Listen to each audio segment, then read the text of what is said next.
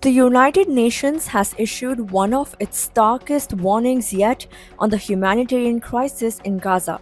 Tom Fletcher, the UN's top humanitarian official, says 14,000 babies could die within the next 48 hours if critical aid doesn't reach them. He told the BBC's Today program, and I quote, "I want to save as many of these 14,000 babies as we can in the next 48 hours. End quote. The warning comes even as Israel lifted an 11-week-long blockade on aid deliveries on Monday. But only 5 lorries were allowed in, and Fletcher says none of that aid has reached starving civilians yet. The supplies include baby food and nutritional items, but they are stuck near the border.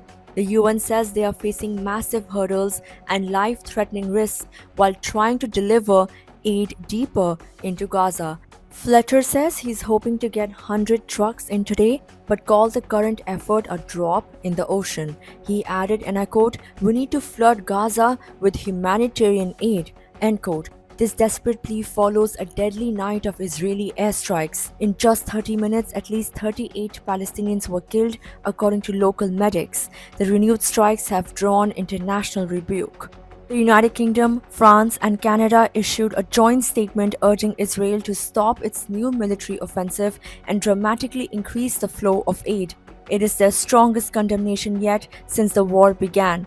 Meanwhile, Prime Minister Benjamin Netanyahu said the war could end tomorrow if Hamas lays down its arms and releases the remaining hostages. According to Israel, 58 hostages are still in Gaza. Up to 23 are believed to be alive.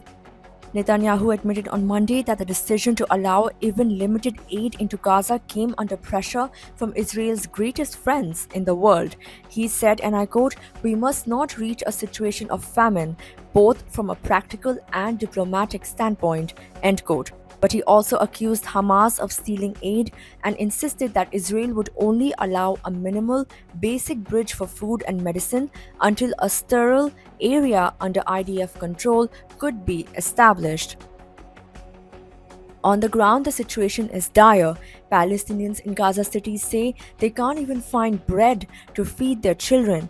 One man said, and I quote, "People are fainting from hunger. We don't know what to feed our children. There's no rice, lentils, flour, nothing." End quote. Another man, Abu Salim, says they're desperate for basic supplies like oil, sugar, and gas. Dr. Ibrahim Al-Ashi, a dentist working with Gaza Soup Kitchen in Beit Lahia, says what's happening is unimaginable. He described patients being evacuated under Israeli fire from the Indonesian hospital.